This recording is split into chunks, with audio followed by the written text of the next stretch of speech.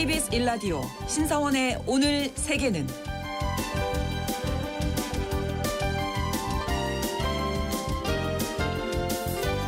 안녕하십니까. 아나운서 신성원입니다. 레바논 전역에서 동시다발적으로 발생한 무선호출기 폭발 사건으로 중동의 위기가 또다시 고조되고 있습니다. 원인을 알 수 없는 폭발에 속수무책으로 당한 헤즈볼라는 이스라엘을 배후로 지목하고 보복을 공언한 상황이고요. 이에 따라서 이란과 하마스, 후티 등 친이란 저항의 축이 함께 행동에 나설 것이라는 우려가 나오고 있습니다. 지난해 10월 이후 무력 공방이 계속되고 있는 중동 지역에서 공존과 관용을 이야기하는 것은 불가능한 것인지 잠시 후 다시 만난 세계사에서 지금은 갈등을 겪고 있지만 한때는 공존했던 이란과 유대인의 역사에 대해서 짚어보겠습니다.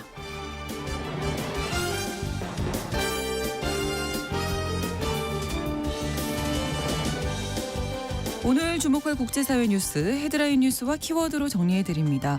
통신원 취재수첩은 동남아시아를 강타한 태풍 야기로 인한 태국의 피해 상황 전해드릴 텐데요. 태풍은 지나갔지만 홍수와 산사태가 이어지고 있어서 안심할 수 없다고 하네요. 자세한 소식은 통신원 연결해서 알아보겠습니다. 9월 19일 목요일 KBS 1라디오 신성원의 오늘 세계는 시작합니다.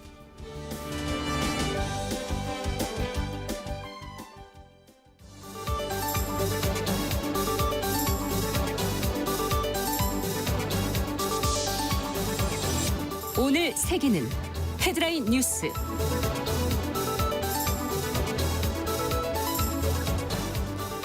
미 연방준비제도가 기준금리를 0.5%포인트 인하하는 빅컷을 단행했습니다. 현지 시각으로 18일 연준은 연방공개시장위원회에서 기준금리를 기존 5.25에서 5.5%에서 4.75에서 5%로 0.5%포인트 인하하기로 결정했습니다. 이로써 한국과의 금리 격차는 역대 최대였던 2%포인트에서 최대 1.5%포인트로 축소됐습니다. 연준은 2020년 3월 달 코로나19 대응으로 긴급 금리 인하를 한 뒤 10차례 연속 금리를 인상했는데요. 이후 물가가 안 잡혔던 이유로 금리를 동결해 왔는데 4년 반 만에 인하를 결정했습니다.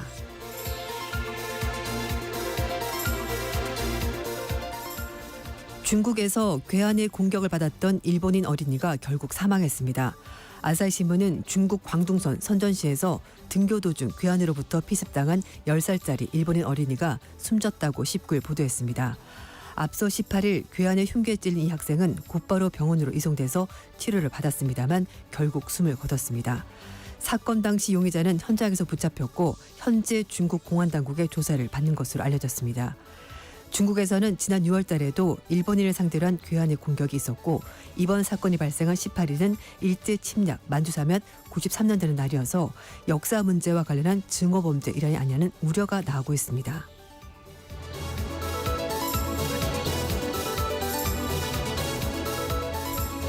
우크라이나군이 드론을 동원해 러시아 본토에 있는 무기고를 공격했습니다.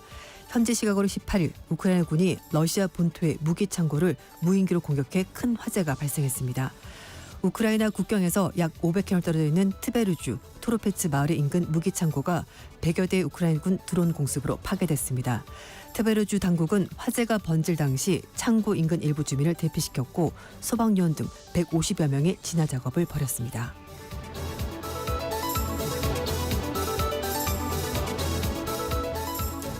미국과 중국이 오늘부터 경제 실무회담을 개최합니다. 오늘과 내일 베이징에 열린 이번 회의에서 미국 정부는 자국 경제에 영향을 주는 중국의 과잉 생산과 거시경제 정책 불균형에 대한 우려를 표명할 것으로 예상됩니다. 이에 대해 중국 측도 미국을 중심으로 서방의 대중 제재에 강력하게 항의하면서 개선 방안을 촉구할 것으로 전망됩니다.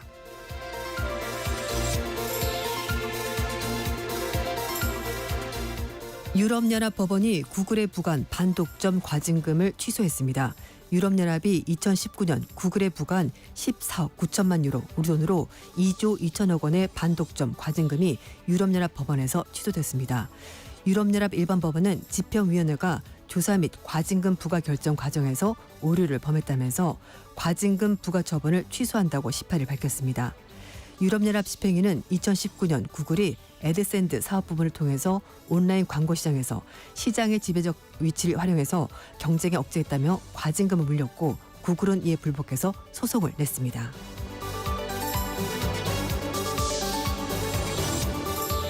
오늘의 헤드라인 뉴스 외신캐스터 조윤주 씨가 전해주셨습니다. 이번에는 키워드로 정리한 국제사회 뉴스를 함께 살펴봅니다. 첫 번째 키워드, 무기로 돌아온 추억의 삐삐. 예. 네.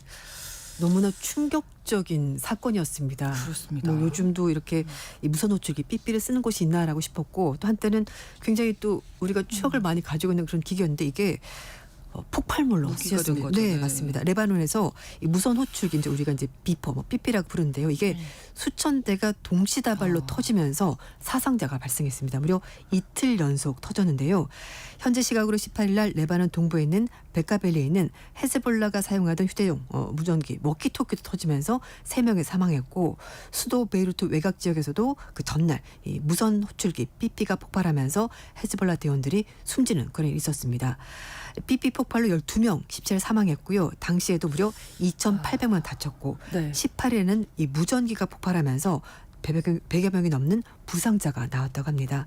헤즈볼라 그리고 레바논 정부, 헤즈볼라 지원 이란 등은 이스라엘을 이번 폭발 공격의 배후로 보고 있는데요. 이스라엘 측은 이걸 확인하지도 부인하지도 않고 있습니다. 네. 일단은 무선 호출기가 어떻게 폭탄으로 바뀌게 된 건지도 궁금해지고요. 네, 로이터 통신이 보도한 내용인데요. 네. 레바논 안보 소식통에 따르면 이 헤즈볼라가 수입한 무선 호출기 5,000개에 이스라엘 대외 정보기관인 모사드가 폭발물을 심었다, 이런 주장을 하고 있습니다. 네. 호출기 생산업체는 대만의 골드 아폴로사로 알려져 있는데요. 해당 제품은 대만이 아니라 헝가리에서 제작된 거라고 회사 측이 주장을 하고 있습니다. 이 업체는 해당 기기가 자사 상표를 사용을 하긴 했지만 제조는 부다페스트에 있는 BAC 컨설팅 KFT라는 업체가 만든 거다라고 설명했습니다. 이 업체가 지난 3년 동안 BAC 측과 라이센스 계약을 맺었다고 AP통신이 보도했는데요. 네. 계약 증거는 아직 구체적으로 밝혀진 게 없다고 합니다. 그리고 또 다른 레바논의 보안 소식통에 따르면 모사드가 헤즈볼라가 폭발 몇 달 전에 주문한 5,000대 호출기에 폭발물을 심었다라고 주장하는데요. 이 소식에 따르면 3,000대 호출기에 동시에 코드가 전송이 되면서 이게 폭발한 거다라고 설명을 했습니다. 일부 전문가들은 호출기 무선 시스템이 해킹됐을 가능성도 있다고 보고 있는데요. 네. 아마도 조작된 코드를 통해서 해킹이 됐을 거라고 전문가들은 추측을 하고 있습니다. 이런 가운데 요아브 갈란트 이스라엘 국방장관이 이런 얘기를 했습니다. 이 전쟁에서 새로운 시대가 시작이 됐다라고 말하면서 이스라엘의 보안군과 정보기관에 탁월한 성과를 취하면서 이번 폭발 사건에 이스라엘이 어느 정도 관련될 수 있을 가능성을 시사하는 그런 발언을 했습니다. 근데 이 헤즈볼라 측에서는 사실 이스라엘이 뭐 도감청 첨단 네. 기술을 동원해서 하기 맞아요. 때문에 그걸 예방하기 위해서 이 무선 호출기를 써라, 사용을 네. 해라, 이렇게 장려를 했었다고 하더라고요. 그렇습니다. 작년 10월 달에 팔레스타인 무장정파 하마스가 이스라엘 기습해서 가자 전쟁을 시작하자 이 하마스 편을 들어서 이스라엘의 북부 지역을 공격해온 헤즈볼라 조직원들에게 그래서 무선 호출기를 사용해라, 이렇게 장려했다고 합니다. 요즘 휴대전화 안 쓰는 곳이 없습니다. 그렇죠. 그런데 휴대전화는 해킹당하기도 쉽고, 그리고 사전에 이게 만약에 노출이 되면 네. 이스라엘 측에 표적의 공습이 되기, 이제 공격이 되기 때문에 위치가 이게 다 노출이 네, 되니까. 주요 인사들도 암살될 수 있기 때문이라고 합니다. 네. 특히 휴대전화는 카메라, 마이크 이런 거 다 있기 때문에 이게 스파이어만 심으면은 어디에 있는지 정확히 알 수 있고, 심지어 원격으로 도 감청이 되거든요. 네. 게다가 GPS가 있으니까 사실 그렇죠. 우리가 내비게이션 볼 때도 우리가 어디 다 알거든요. 그러니까 사용자 위치를 실시간 추적하는 것도 가능합니다. 그래서 그거 대신에 무선 호출기를 써라라고 한 건데요. 왜냐하면 일단 카메라, 마이크가 없어서 도감청 위험이 적고 또 전파가 잘 안 닿는 지역이 있거든요. 그러면 네. 통시되지 않기 때문에 휴대전화보다도 덜 위험하다라고 판단해서 헤즈볼라가 이걸 써라, 이렇게 말했는데 네. 이스라엘 정부 당국이 이걸 역이용한 것으로 보입니다. 실제로 이스라엘 보안 기업인 NSO가 개발한 세계 각국에 수출한 휴대전화에 도감청용 스파이어인 페가수스가 심어져 있어서 민간인을 불법 도감찰한 것으로 알려지면서 국제적으로도 무리가 된 적이 있었습니다. 이스라엘 실제로 과거에도 폭발물이 싣는 전화기를 암살 수단으로 쓴 적이 있었습니다.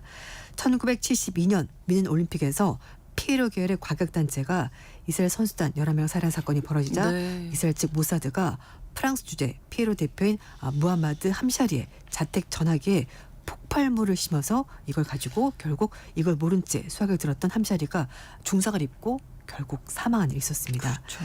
뿐만 아니라 1990년에 하마스의 폭발물 전문가인 아이야 씨가 이스라엘 정보기관의 신바트가 폭발물 심을 휴대전화 쓰다가 결국 이게 터지면서 사망한 사건이 있었습니다. 이번에는 무선 호출기에 네. 그 폭발을 심은 건데 중동 지역 위기가 아무튼 지금 뭐 심상치 않아 보입니다. 위기가 네. 고조되고 있어서 뭐 안타까운 일이 벌어지고 있는 휴전이 좀 됐으면 하는 바람을 늘 갖고 방송하고 있는데 모사드의 한계는 없는 게 아닐까라는 생각이 들 정도로 정말 다양한 통신수단을 이용해서 이렇게 요인 암살 또 동시다발적으로 이렇게 공격을 가하는 것 같습니다. 그렇습니다. 자, 두 번째 키워드인데요. 오직 물가만 고려했습니다. 네. 앞에서 이제 헤드라인에서 말씀을 드렸는데요. 미국 연준이 0.5%포인트 기준금리를 전격적으로 인하했습니다. 네. 뭐 시장 전문가들은 0.25%포인트 정도 인하할 걸 예상했는데 연준이 전격적으로 이렇게 B컷을 단행한 건데요. 이렇게 B컷을 단행하자 카멜라 해리스 민주당 대선 후보는 환영했고 네. 공화당 측은 부정적인 입장을 밝혔습니다. 공화당 측은 바이든 정부의 정책 실패를 부각시켜서 대선 전에 금리 인하를 해서는 안 된다라고 비판했는데 연준이 전격적으로 금리 인하하는 것 때문에 불만이 있는 것 같습니다. 네. 제롬 파월 연준 의장은 B컷을 단행한 배경에 대해서 지난 7월 달 이후에 추가된 여러 가지 경제 지표를 고려한 것이고 물가 안정에 대한 확신이 있었기 때문에 금리를 대폭 낮춘 거다. 즉 물가만 생각을 하고 경제만 생각해서 금리를 내렸습니다라고 말했습니다. 금리를 인한 결정에 대해서 바이든 대통령은 경제가 강세를 유지하는 동안에 물가와 금리가 잘 내려가고 있다라고 말했는데요. 그러면서 비평가들은 할 수 없다고 말했지만 지금 현 정부가 정책을 잘해서 비용을 낮추고 일자리를 창출했다 이렇게 자화자찬했습니다. 그리고 민주당 대선 후보인 해리스 부통령도 연준의 금리 인하는 고물가에 시달리는 미국인들에게 반가운 소식이 될 거라고 긍정적으로 평가했습니다. 네, 반면에 이제 트럼프 전 대통령 네. 공화당 측 입장은 이제 다른 거잖아요. 그렇죠. 대선 전에 지금 금리 인하해서는 안 된다라고 했는데 인하가 B컷으로 됐어요 지금. 네. 근데 사실 이것도 내로남불입니다. 그럼 자기가 말하는 건 정치 개입이 아니고 민주당이 말하는 건 정치 개입인가? 뭐 이렇게 생각할 수 있긴 한데요. 어쨌든 트럼프 후보 역시 금리 인하에 대해서 연준이 정치를 하고 있는 것 아니냐라면서 좀 불만을 제시했습니다. 네. 이 공화당은 바이든 정부의 경제 정책을 강력히 비판하고 있는데 연준이 금리를 내릴 정도로 이제 물가가 어느 정도 잡혔다라는 것이고 결국은 현 정부 바이든 행정부가 그동안 일을 잘한 거고 이게 업적으로 기록이 될 거니까 그게 싫은 겁니다. 네. 이런 가운데 이 공화당의 조지 엘링턴 의원도 민주당의 무분별한 지출 그리고 바이든과 해리스의 실패한 경제 의지로 인해서 여러 가지 피해가 심각한데 인플레이션을 낮추고 경제를 강하게 한 전략에서 지금 빠진 것이 있는데 지출이 점점 줄어들고 세금, 규제 감소 그리고 부채가 줄어드는 거 이렇게 얘기를 하면서 민주당 정부가 잘못한 걸 다시 한 번 더 짚었습니다. 이런 가운데 헤지 펀드 업계의 대부이자 트럼프 전 대통령 강력히 지지하는 존 폴슨도 연준이 선거 47일 전까지 금리 인하를 미루다가 이렇게 전격적으로 금리를 내린 것은 결국은 민주당 해리스 부통령의 선거운동에 힘을 실어주기 위한 것이지 아닌지 의심스럽다라고 말하면서 연준은 전통을 지키고 대선 정치에 관여하지 말아야 한다라고 말하면서 결국 이번 금리 인하가 민주당에게 유리한 측면이 있다라고 주장했습니다. 네. 이런 가운데 연준의 통화정책회의가 앞으로 2번 남아있는데 올해 안에 그래서 네. 0.25%포인트씩 금리를 내릴 거라는 관측도 같이 나오고 있습니다. 정치적으로 지금 이용하고 있다. 공화당 네. 측에서 이렇게 보고 있군요. 다음 키워드입니다. 하늘이 불타고 땅이 흔들렸다. 네, 우크라이나가 드론을 동원해서 러시아 지역에 있는 미사일 무기고를 공격하면서 대규모 폭발이 일어났습니다. 네. 엄청난 화재가 발생했는데요. 폭발 때문에 지진이 발생했고 우주에서도 보일 정도로 거대한 불기둥이 만들어졌습니다. 그렇군요. 이 우크라이나 보안국은 이 보안국과 국방정보국 그리고 특수작전군이 공동작전 통해서 드론을 가지고 트로페치에 있는 러시아 미사일 무기고를 공격했다고 밝혔습니다. 여기에 다양한 미사일들이 있었고요. 여기에 네. 포병 탄약 그리고 폭탄이 보관되어 있었는데 이게 한꺼번에 터졌는데요. 이 작전에 무려 드론 100대 이상이 투입이 됐다고 합니다. 소위 말해서 자폭 드론 여기에 공격이 된 건데요. 네. 이번 공격으로 영국의 BBC는 3천만 파운드 돈으로 524억 원어치의 무기고가 한꺼번에 사라졌다고 전했습니다. 소셜 미디어에 영상이 지금 돌아다니고 있는데요. 불기둥이 나사가 인공위성에서 포착될 정도로 굉장히 컸고요. 강력한 폭발과 진동 때문에 지진까지 감지가 됐다고 합니다. 이 정도로 네, 어마어마하네요. 노르웨이 지진 관측 기관인 노르사슬에 따르면 이 폭발 때문에 이 지역에서 규모 3.2의 지진이 관측됐다고 밝혔고요. 이 공격 때문에 6km 나란 지역에서 화재로 검은 연기가 뒤덮였다는 보도도 나왔습니다. 네. 한편 인근 지역에 10,000명 정도 주민이 거주하고 있었고요. 이제 폭발이 나면서 대피령 내려졌고 화재 진압하는 동안에 주변 학교, 유치원도 다 문을 닫았다고 합니다. 네. 자, 우크라이나가 최근에 보면 드론 공격을 좀 계속하고 있어. 네. 어떻게 보면 좀 가성비가 있다 맞아요. 보이는데. 맞습니다. 수도 모스크바 일대 등에도 지금 대규모 드론을 동원해서 우크라이나가 공격을 감행하면서 러시아 국민들의 일상을 뒤흔들고 있다. 이런 얘기까지 나오고 있습니다. 네. 우크라이나군이 지난 10일 날 모스크바 인근 비롯해서 러시아 본토 곳곳을 드론으로 공습을 했다고 하는데요. 러시아 본토로 전선을 옮겨서 러시아인들이 직접 전쟁을 경험하도록 만드는 방식으로 종전의 좀 뭔가 작전과는 다른 부분을 펼치고 있는 겁니다. 네. 이 모스크바 교외 지역에서 이 아파트가 드론 공격을 받으면서 1명이 사망하고 8명이 이번 달 초에 이제 그런 부상한 일이 있었고요.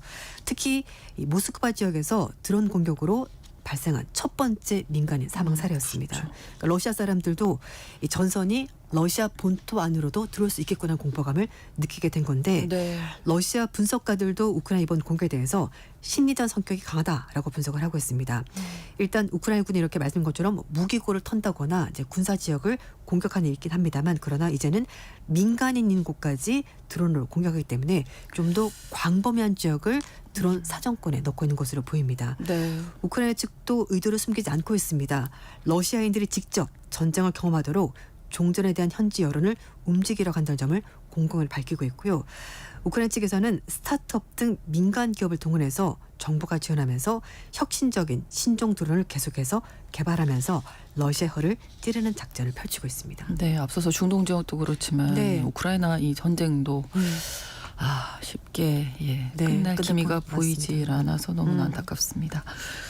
다음 키워드인데요. 노 애덜트 존이네요. 보통 노 키즈 존 많이 들어봐서. 네, 맞아요.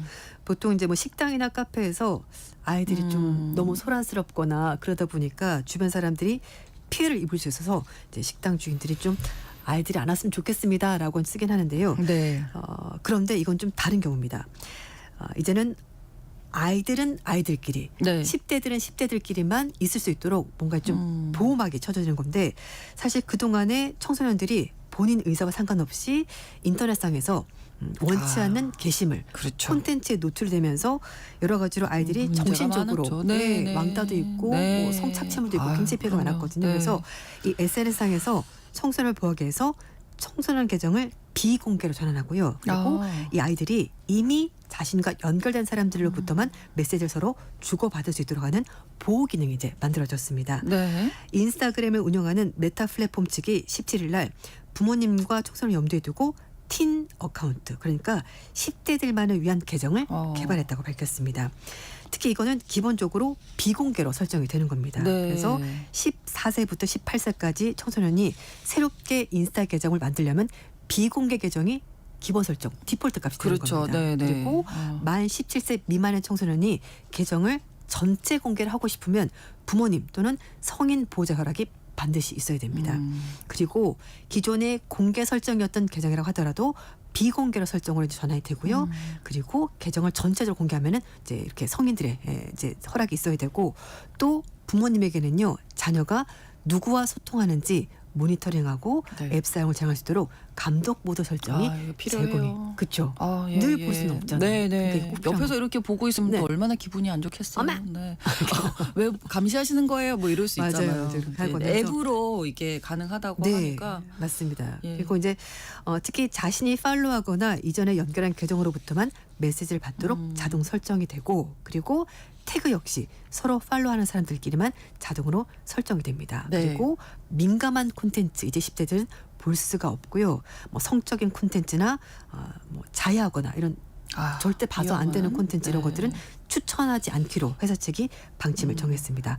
그리고 또 하나 너무 오래 보잖아요. 네. 그렇죠. 끝도 아니 그리고 없이. 어른들도 사실 맞아요. 보다 보면 시간이 훅 지나갑니다. 저도 그렇습니다. 네. 그래서 이 회사 측에서 네. 60분 이상 접속하면은 앱을 종료하라고 알람이 표시가 된다고 하고요. 그리고 밤 10시부터 그 다음날 오전 7시까지 밤새 알림을 무음으로 설정하는 기본 수면 모드가 제공이 됩니다. 잠 안 자고 계속 그렇죠. 알림 설정될 때마다 계속 보니까 밤도 새울 수 있어요. 네.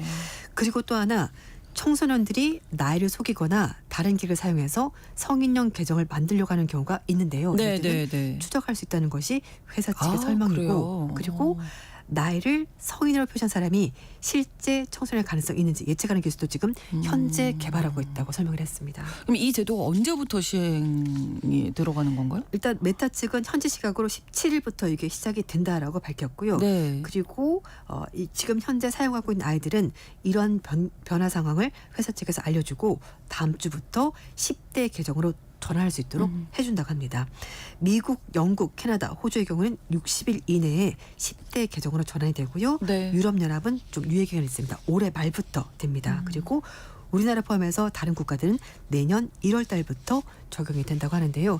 사실 문제가 많았습니다. 미국에서는 메타를 상대로 뭐 이런 페이스북, 인터넷에 대해서 중독성이 너무 강하다 보니까 맞아요. 청소년 정신건강에 매우 피해가 있다면서 소송이 있었고요. 유럽연합 측도 마찬가지입니다. 뭐 페이스북, 인스타그램에 중독 유발 가능성이 있다면서 네. 공식 조사를 시작을 했습니다. 그렇습니다.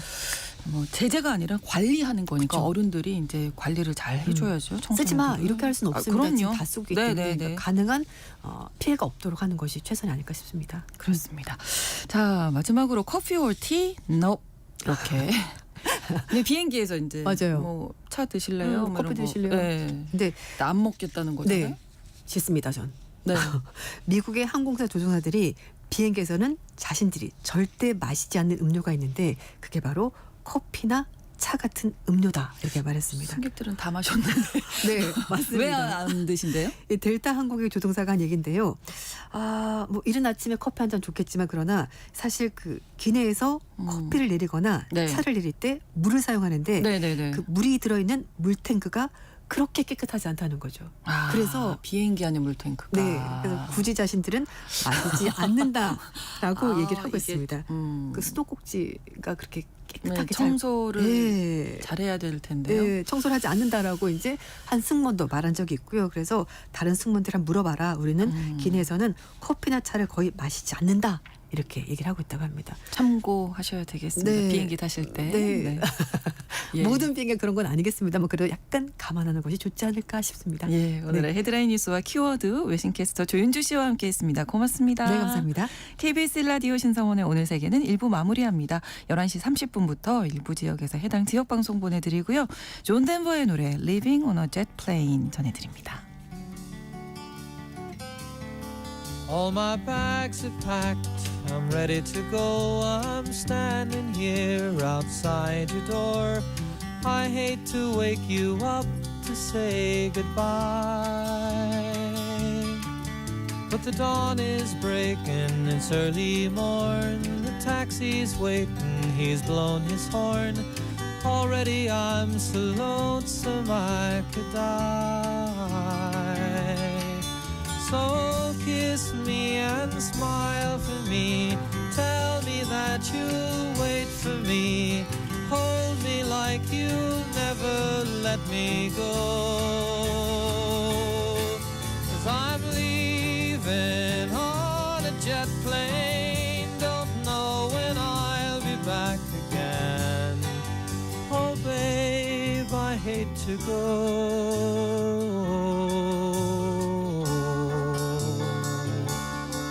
There's so many times I've let you down, so many times I played around. I tell you now, they don't mean a thing. Every place I go, I'll think of you. Every song I sing, I'll sing for you. When I come back, I'll bring your wedding ring. So kiss me and smile for me. Tell me that you'll wait for me. Hold me like you'll never let me go. 'Cause I'm leaving on a jet plane. Don't know when 지금 시각은 11시 30분입니다. KBS Ladies and gentlemen. 국제사회의 다양한 뉴스를 한눈에 KBS 1라디오 신성원의 오늘 세계는 세계를 바로 보는 최소한의 투자입니다.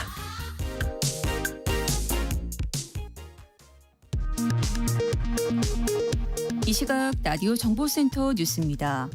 윤석열 대통령이 체코 공식 방문을 위해 출국했습니다. 윤 대통령과 부인 김건희 여사는 오늘 성남 서울공항에서 대통령 전용기 편으로 순방길에 올랐습니다. 윤석열 대통령이 오는 24일 한동훈 대표 등 국민의힘 지도부를 용산으로 초청해 만찬 회동을 한다고 대통령실이 밝혔습니다. 국민의힘 친한동훈계는 윤석열 대통령 부인 김건희 여사의 최근 공개 행보와 관련해 가이드라인 정비와 제2부속실의 조속한 설치 등 제도적 보완책이 필요하다고 촉구했습니다. 박찬대 더불어민주당 원내대표는 김건희 여사와 윤석열 대통령이 지난 2022년 6월 국회의원 재보궐선거 공천에 개입했다는 보도가 나왔다며 철저한 수사를 통해 명확하게 진실을 밝혀내야 한다고 말했습니다. 더불어민주당 등 야당은 오늘 오후 본회의에서 김건희 여사 특검법과 해병대원 특검법, 전국민 25만 원 지원을 담은 지역화폐법을 처리할 계획입니다. 국민의힘은 3개 법안에 대해 동의할 수 없고 본회의 의사 일정도 사전 협의된 바 없다며 반발하고 있습니다. 금융감독원에 따르면 올해 3월 기준 국내 금융회사의 해외 부동산 투자에서 2조 원 넘는 손실이 발생한 것으로 나타났습니다. 3년 이상 취업하지 않은 청년 가운데 취업 준비를 하지 않고 집에서 그냥 쉬는 청년이 8만 2천 명에 이르는 것으로 집계됐습니다. 지금까지 라디오 정보센터 뉴스 정한나였습니다.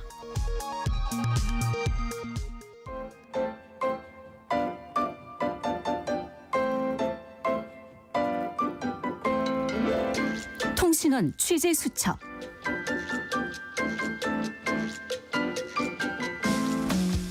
통신원 취재 수첩, 오늘은 태국 방콕의 김종민 통신원 연결하겠습니다. 안녕하세요. 네, 안녕하세요. 네, 태국이 지금 홍수로 많은 피해가 발생하고 있다고 하니 현재 상황부터 좀 전해주시겠습니까?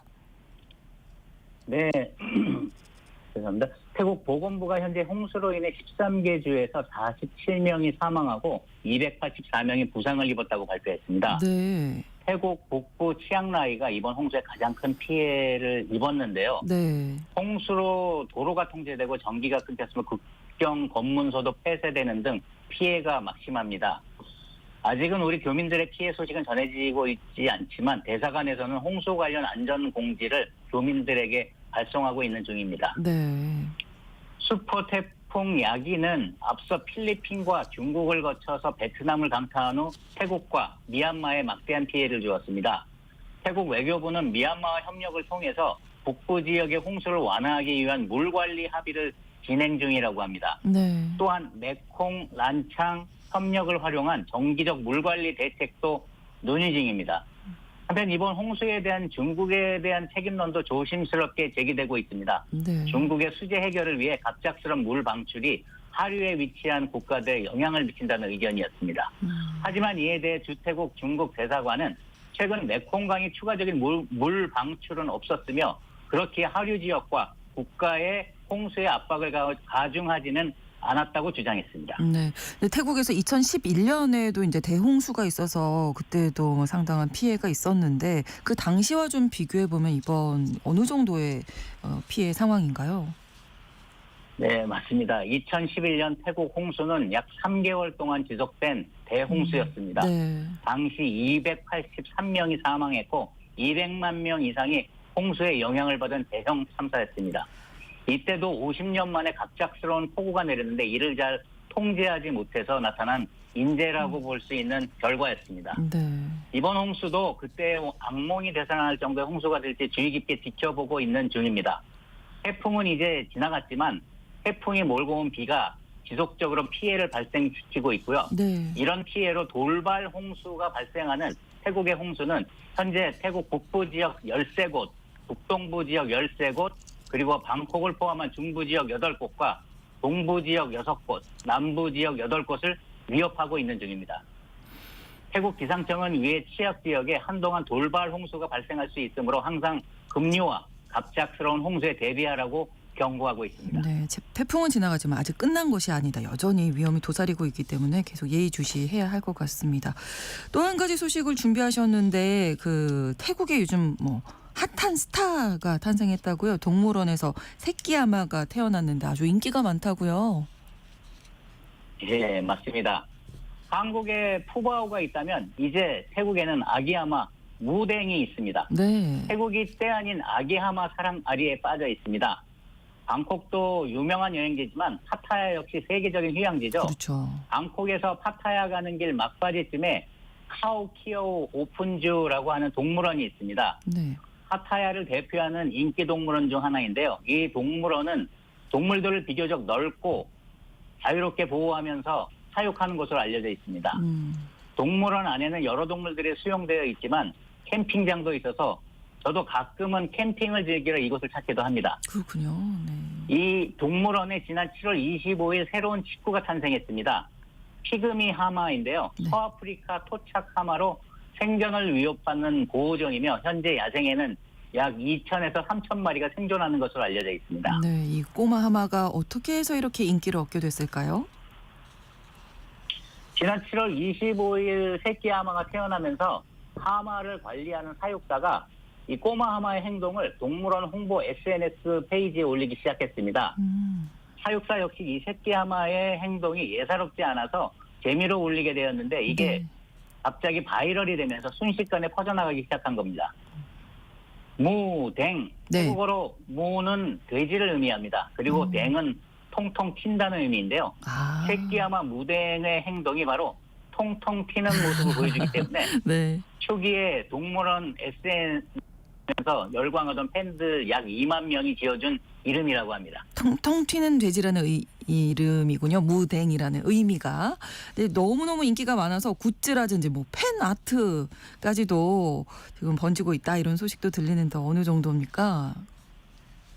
네, 지금 무댕 열풍으로 인해서 네. 무댕 케이크를 비롯해서 잠옷, 프린트된 티셔츠는 물론 무댕 화장품과 팬아트, 메신저 캐릭터 상품으로까지 나오고 있습니다. 네. 정말 신드롬이 아닐 수 없는데요. 그러네요. 동물원에서도 지금 발빠르게 움직이고 있습니다. 무댕을 동물원 대표 아이콘으로 정하고 전체 동물 중 무댕의 사진이나 동영상을 70% 이상 내보내고 있습니다. 네. 태국인들에게 무댕은 한국의 푸바오처럼 위안과 행복을 주는 생활형 아이콘으로 거듭나고 있습니다.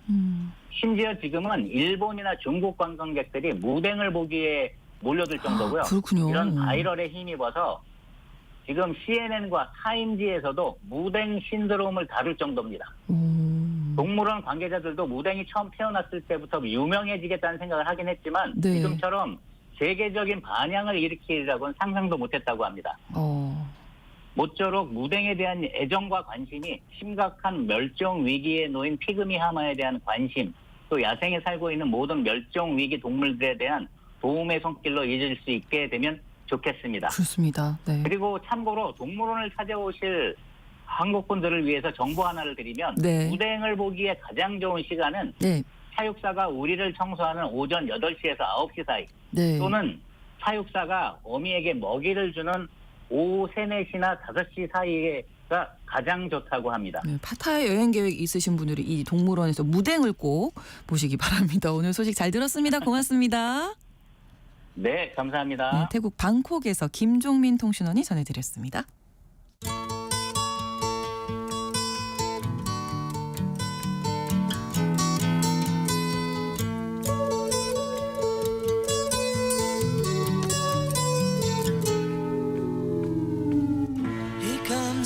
세계사의 주요 장면을 돌아보고 우리가 되새겨볼 만한 내용 짚어보는 시간입니다. 다시 만난 세계사 김상훈 작가와 함께하겠습니다. 어서 오세요. 네, 안녕하세요. 자, 앞서도 전해드렸습니다만 중동 상황 뭐 지금 심상치 않습니다. 이스라엘, 하마스, 여기 이란까지 더해서 뭐 휴전이라든지 이런 얘기는 좀 요원해지지 않나요? 예. 너무 안타까운데요.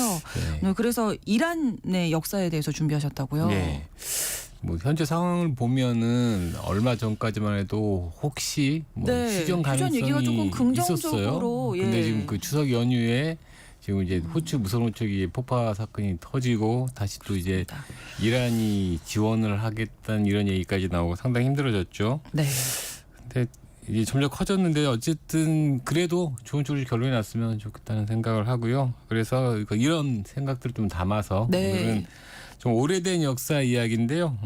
한때 이란과 그 유대인이 아주 평화롭게 공존했던 시기가 있었어요. 그럴 때도 예. 있었군요. 그래서 그 이야기를 오늘 한번 해보려고 합니다. 역사를 통해서 교훈을 좀 예, 얻어보도록 예. 하죠, 오늘 그러면.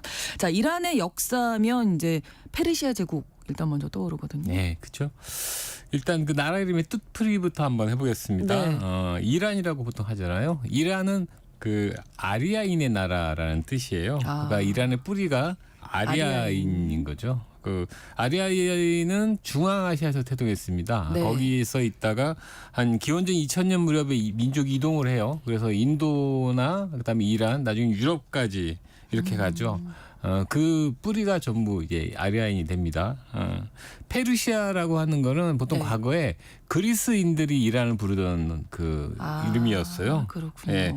그래서 페르시아를 우리가 보통 얘기할 때는 그 그리스로부터 시작을 했고, 그래서 제국이라고 네. 하는 것도 이제 그리스에서 서로 부르기 시작하면서 그렇게 됐습니다. 그러니까 페르시아는 원래 아시아와 유럽의 딱 중간지대에 있어요. 그래서 어찌 보면 아시아이지만은 유럽의 문화도 많이 갖고 있고요. 네. 그래서 동서양을 오가면서 되게 광대한 영토도 정복했고요. 그리고 동서교를 실제로 담당을 했고요. 그러니까 역사가 그만큼 깁니다. 우리한테 이제 고려 조선처럼 여러 왕조가 있었잖아요. 그러니까 네. 페르시아 제국에도 여러 왕조가 있었어요. 그 중에서 뭐 아케메네스 왕조나 사산 왕조가 이제 특히 대표적으로 유명한데, 오늘 이야기할 왕조는 이제 첫 번째 왕조, 그러니까 페르시아 제국 최초의 왕조인 아케메네스 왕조에 대한 겁니다. 네, 이 아케메네스 왕조가 원래는 아주 작은 나라였다면서요. 네. 예. 그 아케메네스 왕조가 세워진 해를 따지자 보면 기원전 559년쯤 돼요. 그러니까 지금부터 한 2600년 전의 일이죠. 그러네요. 뭐 호랑이가 담배 피우는 시절처럼 아주 오래된 얘기인데, 예. 근데 처음에는 좀 약간 과장하자면 이제 부족 국가 수준이었어요. 상당히 뭐 큰 영향력이 있는 나라거나 그러지는 않았고, 네. 그런 나라가 어떻게 크게 됐는지, 그러면 청취자분들 이해를 좀 돕기 위해서 그 당시 역사를 조금만 더 들려드리겠습니다. 네. 그 오늘날 중동 지역, 그 서아시아와 아프리카를 합쳐서 고대에서 오리엔트라고 불렀어요. 오리엔트. 예. 네. 세계 최초의 문명 발상지가 그 메소포타미아인 건 다 아실 테고요. 네, 그죠? 네. 근데 거기가 문명이 발달한 건 평원지대고 강을 끼고 있어서 그랬거든요. 그렇죠. 그러니까 사방이 뻥 뚫려 있고 평원이기 때문에 이제 문명이 발달하긴 좋지만 네. 그 반대로 적의 침략이 또한 많아지기 쉽습니다. 그렇죠. 예, 그러다 보니까 지배자가 여러 번 바뀌어요. 그 역사를 전부 이야기할 수 없고 대표적인 게 몇 개 나라만 얘기하자면, 네. 일단 이름 많이 다 들어보셨을 거예요. 바빌로니아 왕국. 바빌로니아 왕국. 그죠? 예, 예. 바빌로니아 왕국이 이제 어느 정도 지난 다음 지배를 합니다. 네. 이때 되게 유명한 왕이 있죠. 함무라비 왕. 법전. 예, 법전. 그렇죠? 네. 이 돌 세계사 정말 오랜만에 듣는데도 기억이 나네요. 예. 시험에 꼭 나오거든요. 하도 많이 얘기했던 거죠. 예. 예. 함무라비 법전. 예, 돌비석에다가 이제 법을 새긴. 맞아요. 예, 함무라비 법전이죠. 근데 이 바빌로니아가 이제 멸망을 하잖아요. 네. 멸망을 하면은 또 다시 어수선해지는데 여기를 통일한 게 아시리아라는 네, 네. 나라. 역시 들어보셨을 겁니다. 그럼요. 아시리아는. 근데 아시리아는 그 이집트까지 통일하기 때문에 역사상 처음으로 오리엔트 전역을 통일하는 그런 국가가 됩니다. 그렇군요. 근데 아시리아는 약간 단점이 있었던 게 독재 국가였어요. 상당히 독재를 해서 그 오래 가지 못합니다. 일단 100년도 안 돼서 멸망하고 말아요. 그래서 그 다음에 또 다른 나라가 다시 들어오죠. 계속 네. 이렇게 복잡합니다. 이때 들어온 나라가 신바빌로니아입니다. 그러니까 바빌로니아를 이어받겠다는 뜻이죠. 네. 신바빌로니아도 꽤 번영을 했어요. 수도가 바빌론인데 네. 그 바빌론 주변에 이렇게 성벽을 쌓았는데요. 그 성벽이 한 17km가 넘었다고 그래요. 그 당시면 상당히 규모가 큰 거죠. 그러네요. 주민들이 한 20만 명이 됐다고 합니다. 역시 그 요즘으로 치면 메트로폴리스 정도. 그렇죠. 그렇죠? 네, 네.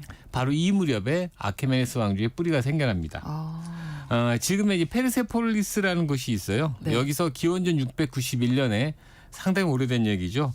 테이스페스라는 인물이 있어요. 네. 이 나라를 세웁니다. 이 테이스페스라는 사람이 나라를 세우면서 그 나라 이름을 아버지의 그 이름을 따서 지어요. 아버지의 이름이 아케메네스였어요. 그래서 아케메네스 왕조가 이때 만들어집니다. 네. 그래서 이런 얘기도 있어요. 실제로 테이스페스가 아니라 그 아버지인 아케메네스가 왕조를 세웠다고 얘기하는 분들도 있어요. 네. 근데 아케메네스는 약간 전설에 가깝기 때문에 그렇군요. 실제로는 그 아들인 테이스페스가 만들었다. 이렇게 이제 보면 될 것 같고요. 네. 이 당시에는 지배를 받고 있었어요. 메디아 왕국이라는 나라, 너무 많은 나라가 이제 등장하죠. 네. 어쨌든 메디아 왕국이라는 나라에 지배를 받고 있었습니다. 작은 나라였기 때문에. 그렇죠. 네. 작은 나라였기 때문에 지배를 받고 있었죠. 네, 예. 이 작은 나라가 어떻게 제국으로까지 성장할 수 있었을지 이게 좀 궁금해지는데 그렇죠. 이럴 때 이제 뭐 난세에 영웅 난다 뭐 이런 얘기 있는 것처럼 예, 어떤 특별한 인물이 한 명 있었을 것 같아요. 말씀하신 대로입니다. 사실 오늘 그 이야기가 핵심이 바로 그 인물에 대한 이야기인데요. 키루스 2세라고 하는 사람인데 네. 특출하고 업적이 뛰어나니까 키루스 대왕이라고도 이제 보통 많이 부릅니다. 네. 아케메네스 왕조의 뿌리는 아까 그 테이스페스라고 제가 말씀드렸는데 그때가 기원전 691년이거든요. 네. 근데 이미 말씀드렸지만 부족 국가 수준이었고요. 네. 여러 곳에 이제 흩어진 민족들을 제대로 통일하지도 못한 상황이었어요. 예. 그 다음부터 그 자손이 계속 그 작업을 이어봤습니다. 테이스페스의 아들이 키루스 1세고요. 키루스 1세의 아들이 캄비세스 1세고요. 네. 캄비세스의 아들이 바로 키루스 2세입니다. 이 키루스 2세가 그 작업을 다 이제 수행을 했고요. 몇 대에 걸친 그 작업 끝에 마침내 키루스 2세가 그 대업을 이룹니다. 그러니까 키루스 2세는 기원전 559년 왕에 올랐어요. 네. 그리고 메디아 왕국의 지배를 아까 받았다고 말씀드렸잖아요. 네, 네, 네. 그 전투를 차분히 준비하기 시작했습니다. 그리고 약 5년 가까이 전투를 벌였고요. 그래서 기원전 555년에 메디아 왕국을 정복해버립니다. 대단하네요. 역전이 된 거죠. 그래서 이렇게 해서 아케메네스 왕조가 이제 대제국으로 성장할 발판을 이제 만들게 되죠. 네. 그래서 이런 점 때문에 아케메네스 왕조의 역사를 아까 한참 선조인 테이스페이스가 아니라 키루스 2세가 왕에 오른 기원전 559년으로 이제 치고 있는 겁니다. 네. 그러니까 키루스 2세부터 최초의 페르시아 제국의 역사가 시작됐다. 그렇죠. 그렇게 보면 되는 거죠. 이렇게 볼 수 있는데 키루스 2세가 이제 정복자이고 또 어떤 특징이 있을까요? 어떻게 이 나라를 통치를 했을지 궁금하네요. 예. 일단 키루스 2세가 정복하던 과정을 좀 보자면요. 네. 아케메네스 왕조가 메디아 왕국의 지배를 받았잖아요. 네네. 그러고 키루스 2세가 그 무너뜨렸단 말입니다. 네. 아무래도 이제 복수하고 싶은 마음이 꽤 메디아 생겼을 왕국 거예요. 입장에서는. 오랫동안 우리 민족을 지배한 네. 민족이기 때문에. 그런데 키루스 2세는 그러지 않았어요. 또 왕족과 귀족을 처형하거나 그러지 않았고 그 귀족 직위와 신분을 그대로 다 유지해 줬습니다. 그리고 연금을 주기도 했고요. 네. 집도 주고 그런 식으로 이제 그대로 다 보호해 주고요. 그 당시에 메디아 왕국의 수도가 엑바타나라는 곳인데요. 네. 발음이 어렵습니다. 엑바타나라는 곳인데 여기를 약탈하지도 않고요. 페르시아 제국의 여름 수도로 삼아요. 그러니까 그대로 유지를 그렇죠. 하게 하네요. 예. 그러니까 정복을 따로 한 약탈하거나 이후에도. 예, 예. 이제 파괴하지도 않고요. 그러니까 그러니까 이 당시만 해도 전쟁이나 약탈이 되게 횡행하던 시대잖아요. 예. 근데 이 점만 보면은 이것만 보더라도 키루스 2세의 그릇이 그렇게 작지는 않았다라고 네. 이제 할 수 있는 거잖아요. 그래서 그랬는지 사실 그 이후로 여러 지역을 정복하는데 무난하게 다 정복을 해 나갑니다. 쉽게 끝나요. 네. 그러다가 이제 딱 한 군데 남죠. 아까 말씀드렸던 신바빌로니아. 네. 그 바빌로니아만 정복하면은 서아시아 전체를 차지하게 되는 거죠. 네. 근데 그 당시 신바빌로니아가 서아시아에서 최고의 강대국이었습니다. 네. 아까 말씀드렸던 것처럼 주민만 이미 20만 명이 넘는 그렇죠. 그 신바빌로니아를 정복하려면 아무래도 꽤 출혈이 있겠죠. 쉽지 않겠죠. 네. 그런데 뜻밖의 일이 일어납니다. 네. 키루스 2세가 전투를 안 치르고요. 네. 그냥 신바빌로니아를 정복하게 돼요. 그래요? 예, 전혀. 그럼 신바빌로니아에서 항복을 했나요? 뭐 어떤 일이 있었던 건가요? 그죠? 네. 당시 신바빌로니아의 왕이 네. 나보니두스라는 사람이에요. 네. 뭐 이름까지는 기억 안 해도 어쨌든 독재자였습니다. 그러니까 백성들이 이미 질려 있었던 거예요. 너무 독재 힘들었겠네요. 정치에. 네. 그래서 키루스 2세가 이제 멀리서 진군해 오고 있다는 소리를 들었겠죠. 그리고 키루스 2세의 평판에 대해서는 이미 다 알고 들어서 알고 있을 있었겠죠. 네. 거잖아요. 차라리 왔으면 좋겠다 그렇죠. 이렇게 생각할 그 생각을 한 수 있겠는데. 겁니다. 당시만 해도 우리 오늘날처럼 국가의 국경이라든지 개념이 이렇게 명확하지 그렇죠. 않았거든요. 네. 통치자가 좋으면 좋은 거예요. 그죠? 통치자가 나쁘면 우리나라 왕이든 다른 나라 왕이든 상관이 없습니다. 국가의 개념이 없던 시대이기 그렇죠. 때문에. 네. 그래서 좋은 왕이 통치해주면 좋겠다. 그래서 어떻게 했냐? 신바빌로니아의 장수와 백성들이 네. 성문을 열어줘요. 성문을 열어줍니다. 지금 생각하면 어머 어떻게 그런 일이 그런데 네. 이때는 성문을 그냥 열어줍니다. 들어오시라고. 예. 네, 그래서 어서 오십시오. 그냥 네. 피 한 방울 흘리지 않고 그냥 걸어서 들어갔어요. 그래서 이때가 기원전 539년인데요. 키루스 2세의 군대가 전투도 하지 않고 이제 성문으로 유유히 들어가면서 신바빌로니아를 정복하고 서아시아 전체를 통일하게 됩니다. 그렇군요. 뭐 통치도 관용의 정치를 했을 것 같은데 그 증거가 지금까지 남아 있다고요? 네. 키루스 실린더라는 게 있는데요. 네. 그러니까 키루스 원통이라고도 이제 부릅니다. 그러니까 약간 이제 통 모양으로 돼 있는 건데 점토를 구웠어요. 그 네. 글자를 새겨서 구웠는데 이 키루스 2세의 선언을 기록한 겁니다. 그러니까 오늘날로 치면은 일종의 뭐 국정연설 문서 같은 건데요. 예, 그거를 이제 문자로 새겨서 구웠는데 그게 현재까지 남아 있어요. 그렇군요. 그래서 이제 그 내용을 보면은 키루스 2세가 얼마나 이제 관용 정치를 했는지를 잘 알 수가 있습니다.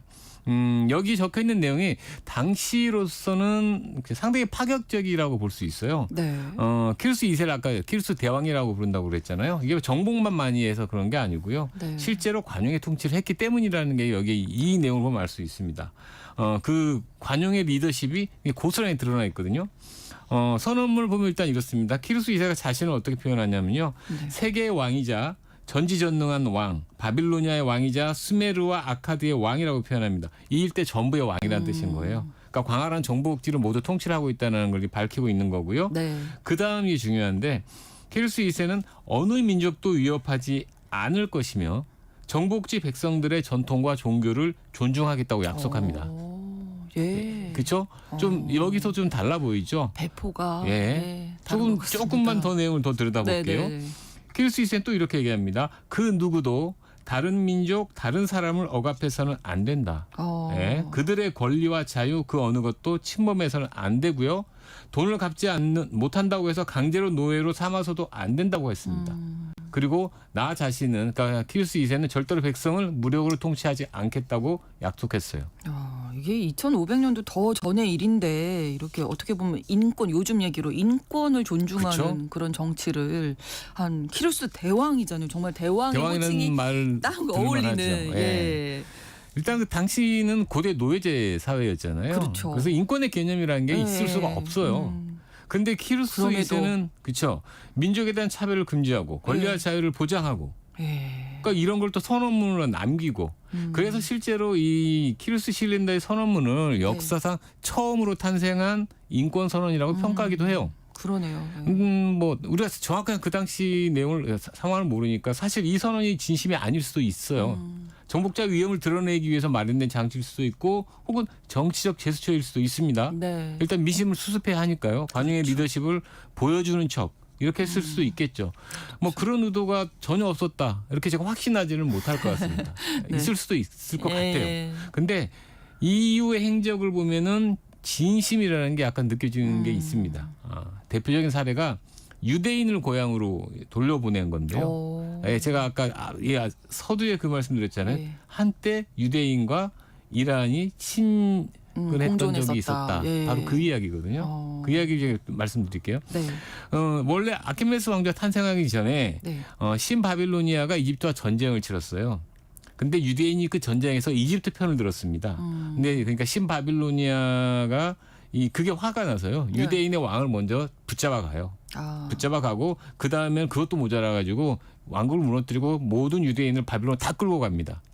이게 아마 들어보셨을 거예요.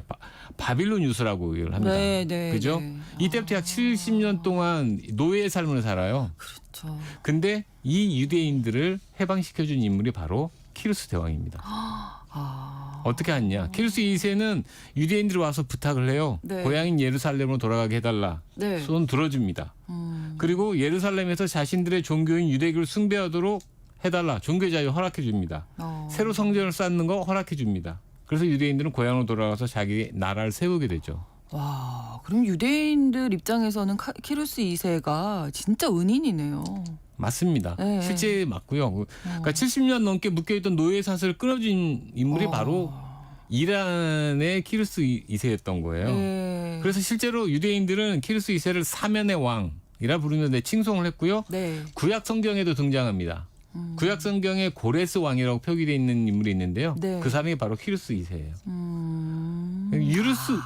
유대인들만이 키루스 2세를 칭송한 건 아니고요. 네. 그 명성이 되게 사방으로 다 퍼져나갔어요. 그 당시에 이제 민족에 상관없이 모두 키루스 대왕의 찬사를 보낸 거죠. 네. 이를테면 이제 고대 그리스의 대표적인 역사가 크세노폰이라는 사람이 있는데 네. 이 사람은 키루스 대왕이 가장 이상적인 지도자다.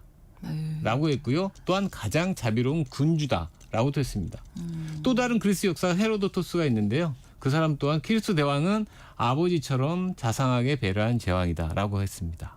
정말 역사를 돌아보니까 유대인과 이란인이 이렇게 평화로울 때도 있었구나. 예. 정말 새삼 알게 되네요. 그렇죠. 네. 요즘 상황을 보면 도저히 이제 상상할 수 없는. 맞습니다. 네, 키루스 2세는 사실 여러 민족의 융화를 강조했고 실제 그를 실천한 사람인데 이거는 요즘 다민족 국가인 사회에 참 중요한 덕목인 그럼요. 것 같습니다. 네. 예, 중동뿐만 아니라 네. 전체 이런 융화는 상당히 중요한 것 같다고 생각합니다. 관용이 필요한 시대가 지금이 아닌가 싶은데 네. 오늘 다시 만난 세계사에서 키루스 2세의 관용 정치 배웠던 것 같습니다. 김상훈 작가와 함께했습니다. 좋은 말씀 고맙습니다. 네, 고맙습니다. KBS 라디오 신성원의 오늘 세계는 오늘 방송 마치고요. 내일 오전 11시 5분에 다시 뵙겠습니다. 고맙습니다.